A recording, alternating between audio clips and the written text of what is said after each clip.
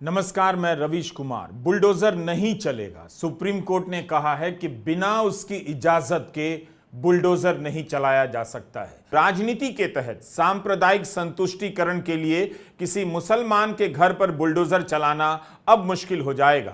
न जाने कितने लोगों के घर इस तरह से गिरा दिए गए। हौसला इतना बढ़ता चला गया नौकरशाही का कि जिले जिले के अफसर अपना संवैधानिक दायित्व भूल गए और सरकार को खुश करने के लिए घर गिराने लगे। जिनके घर गिराए गए ज्यादातर मुसलमान थे। सुप्रीम कोर्ट का यह निर्देश बता रहा है कि सर्वोच्च अदालत अब इसे बर्दाश्त करने नहीं वाली है, जबकि बुलडोजर का यह खेल खासकर एक समुदाय के खिलाफ इसका इस्तेमाल खुलकर होने लगा था। सुप्रीम कोर्ट के निर्देश को जीत के रूप में देखने के इसी दिन याद किया जाना बहुत जरूरी है कि पंजाब हाई कोर्ट की एक टिप्पणी के बाद क्या हुआ था।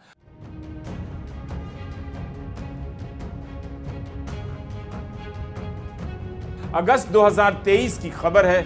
मेवात से सटे नूह में जब बुलडोजर चलने लगे, 250 घरों और इमारतों को तोड़ डाला गया, तब पंजाब और हरियाणा हाई कोर्ट की बेंच ने कहा यह नस्ली कार्रवाई है, एथनिक क्लींजिंग है, एक तरह का नरसंहार है। अगस्त 2023 में justice GS Sandhawalia, justice Harpreet Kaur जीवन ने कहा कि सत्ता भ्रष्ट करती है और निरंकुश सत्ता पूरी तरह से भ्रष्ट करती है। उनकी इस टिप्पणी के बाद नूह हिंसा के तमाम मामलों को किसी और बेंच को सौंप दिया गया।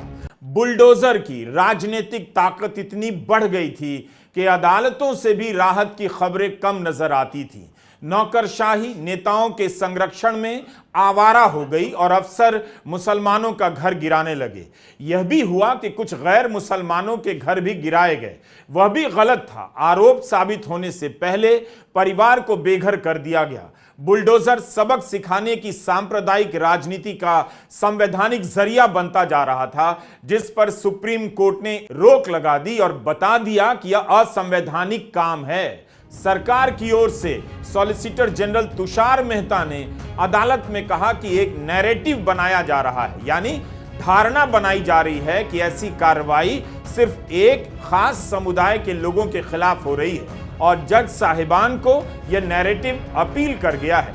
इस पर जस्टिस KV विश्वनाथन का जवाब था, अदालत को बाहरी आवाजें प्रभावित नहीं करती हैं। हम इस सवाल में अभी नहीं जाएंगे कि कौन सा समुदाय है, पर अगर एक भी ऐसी घटना हुई है जिसमें अवैध तरीके से विध्वंस हुआ है तो वह संविधान की भावना के विरुद्ध है। जस्टिस BR गवई ने यह भी जोड़ा कि हमारे 2 सितंबर के आदेश के बाद मंत्रियों की ओर से ऐसे बयान आते हैं जिसमें बोला जा रहा है कि बुलडोजर चलते रहेंगे।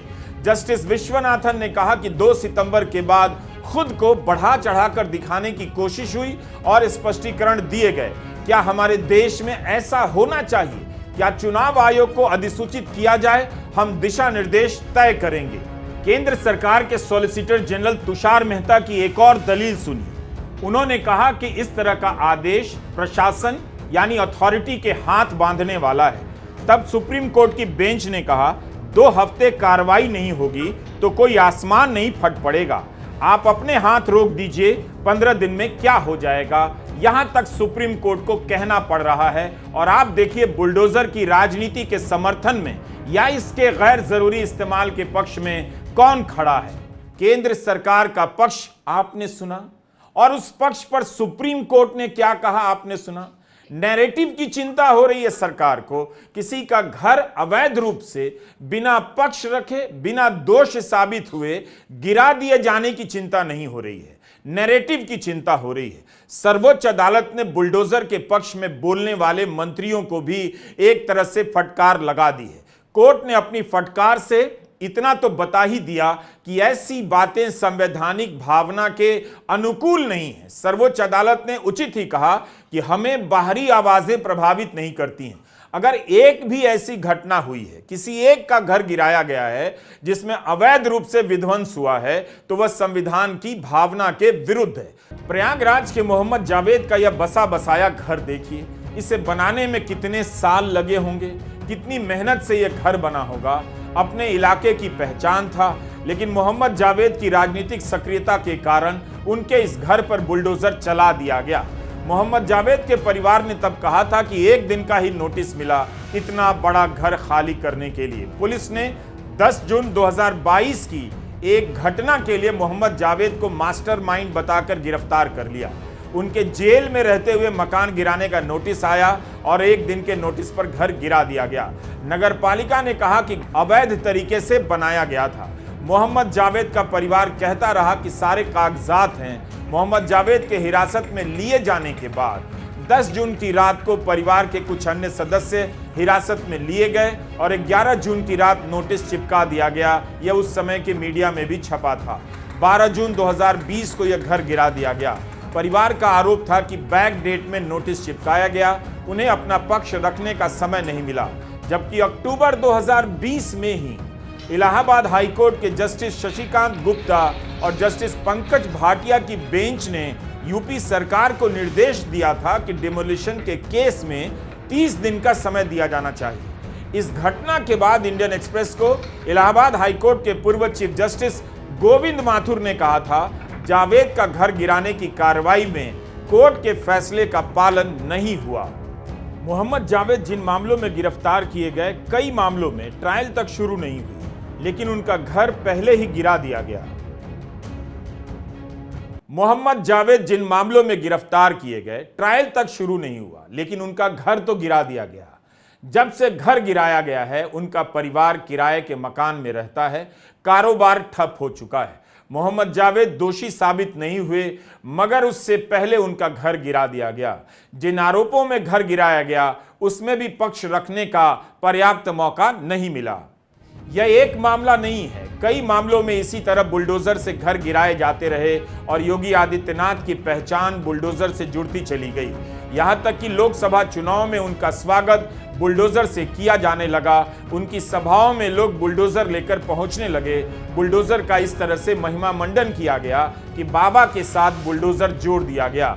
यहां तक कि कुछ मूर्खों ने अमेरिका के न्यू जर्सी में स्वतंत्रता दिवस के मौके पर बुलडोजर को परेड में शामिल कर लिया। बाबा बुलडोजर लिखकर झंडे लटका दिए गए। जब इसे लेकर सवाल उठा, तब वहां के मेयर ने कहा, हमारे शहर में किसी समुदाय के खिलाफ भेदभाव की कोई जगह नहीं है। बुलडोजर अनकॉन्स्टिट्यूशनल था। बुलडोजर लोगों को डराने के लिए था। बुलडोजर जानबूझ करके विपक्ष की आवाज को दबाने के लिए था।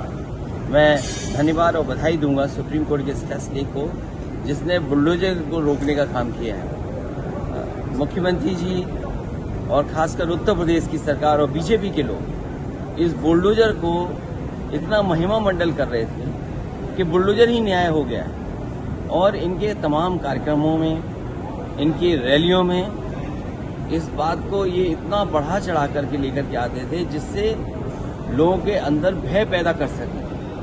अब जब सुप्रीम कोर्ट का फैसला आ गया है, मैं सोचता हूँ बुलडोजर रुकेगा और न्यायालय से न्याय मिलेगा। कोर्ट के इस निर्देश का असर यूपी की राजनीति में भी होगा, जहां आए दिन बुलडोजर के इस्तेमाल को लेकर राजनीति होती रहती है और बयान दिए जाते हैं। अक्सर मुख्यमंत्री योगी आदित्यनाथ अखिलेश यादव पर बुलडोजर के सहारे तंज करते रहते हैं।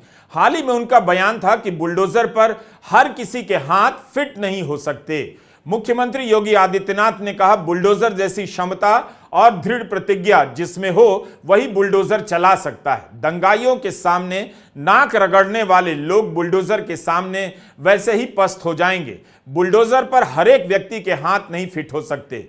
सुप्रीम कोर्ट के निर्देश के बाद समाजवादी पार्टी के नेता अखिलेश यादव ने कहा, न्याय के सर्वोच्च आदेश ने बुलडोजर को ही नहीं बल्कि बुलडोजर का दुरुपयोग करने वालों की विध्वंसक राजनीति को भी किनारे लगा दिया है। आज बुलडोजर के पहिए खुल गए हैं और स्टीयरिंग हत्थे से उखड़ गया है। ये उनके लिए पहचान का संकट है जिन्होंने बुलडोजर को अपना प्रतीक बना लिया।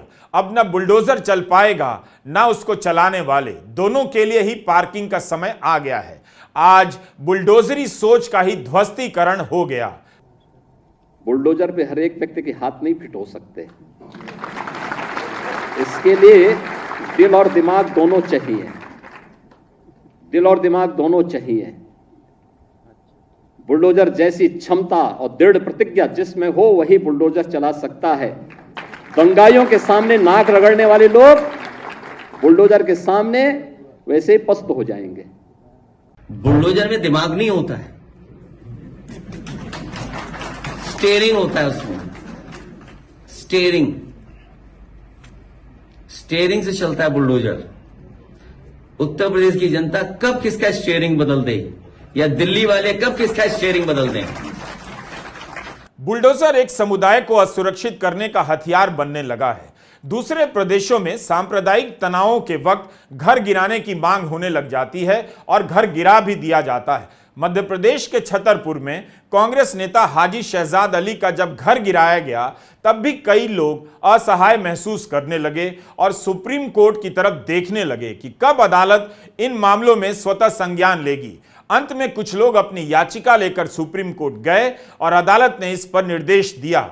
Justice B R. गवई और जस्टिस के.वी. विश्वनाथन की बेंच ने अपने इस निर्देश से लाखों लोगों को राहत दी है, जिनके घरों और दुकानों को बात बात में गिरा देने की धमकियां दी जाती हैं और अंत में गिरा दिया जाता है। अनगिनत घटनाएं ऐसी हो चुकी हैं। जमीयत उलेमा ए हिंद ने इस मामले में याचिका दायर की। इसके अलावा सीपीएम नेता वृंदा करात भी याचिका करता है और वकील दुष्यंत दवे और सीनियर एडवोकेट चंदर उदय सिंह इस मामले में पैरवी कर रहे हैं। गुजरात के खेड़ा से एक जमीन का मालिक भी याचिका करता है, जिसकी जमीन पर बने मकान को नगरपालिका गिरा देना चाहती है। अप्रैल 2022 में भी बुलडोजर का मामला सुप्रीम कोर्ट पहुंचा था। उस समय दिल्ली के जहांगीरपुरी में सीपीएम नेता वृंदा करात बुलडोजर के आगे खड़ी हो गईं।